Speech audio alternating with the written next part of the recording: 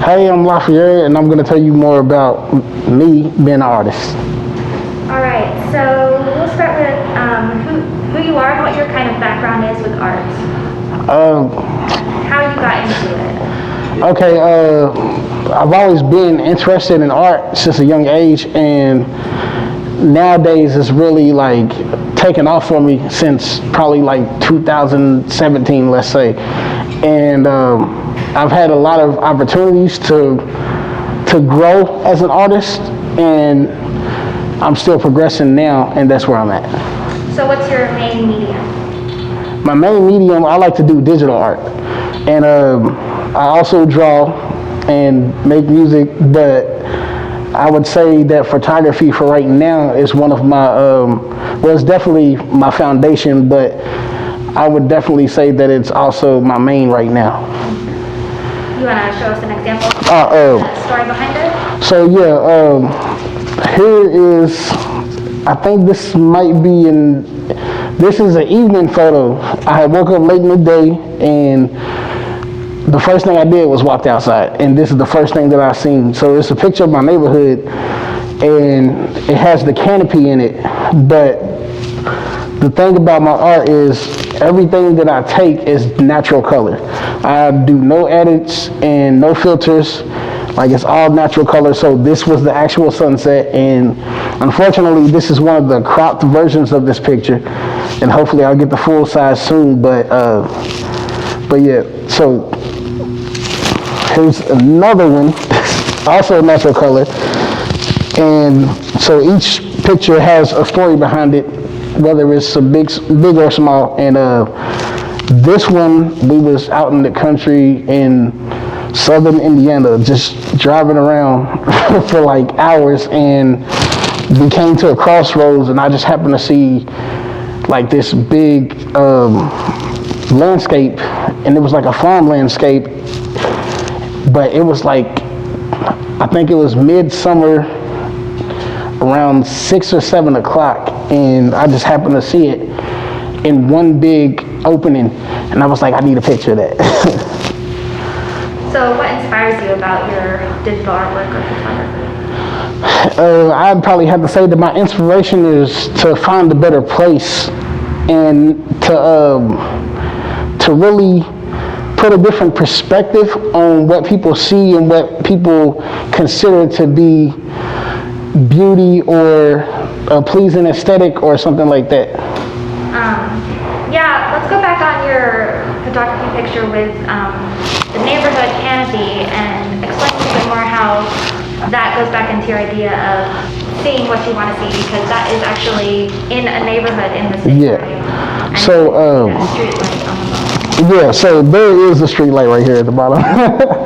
So in the original picture, because I mentioned that this one's cropped, but in the original picture, there's actually like, you can see apartment buildings at the bottom of it, along with the tree canopy and the street light. But basically, it's like a lot of people would have a certain stigma about, you know, certain neighborhoods. So what I like to do is like catch them in their best light and present them as such. And then when people ask me like, where's that? And I'm like, oh yeah, this is either Shawnee neighborhood or the Russell neighborhood and stuff like that. And then people are like, what? No way. And I'm like, yeah. And they're like, you know, they always ask me, are the colors real? Like, is this a real photo? Did you actually take it? And, you know, there's a lot of, in a way, there's a lot of stigma behind it. And so basically, even though people don't always see the same beauty that I see in things, that I still want to like put it out there that it's possible, and that it doesn't always look as bad as the media makes it look. So absolutely. So yeah. That goes into kind of how you hope to inspire others with your art? Yeah.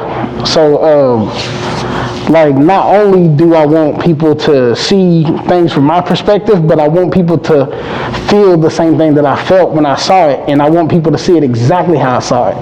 So I've been, you know, on a long journey to like find the camera that matches my eye or whatever, but you know, so far I'm getting what I can get, but I think they're all turning out good. But I think that I'd have to wait for technology to progress a little bit more before I'm like completely satisfied with it.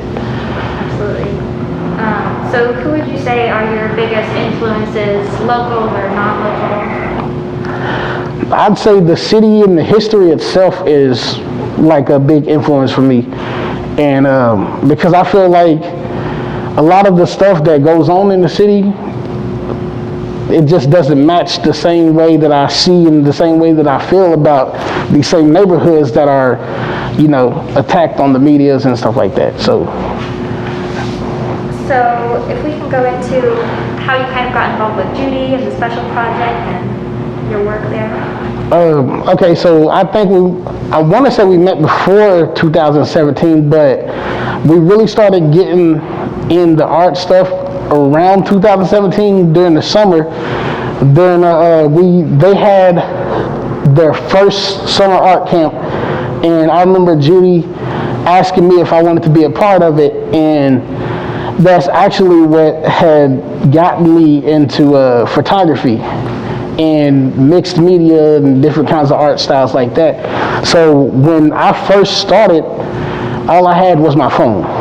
And I remember Miss Judy saying, like, wow, these are good. Where'd you take these and like, what'd you take them with? And I was like, I just took them with my phone.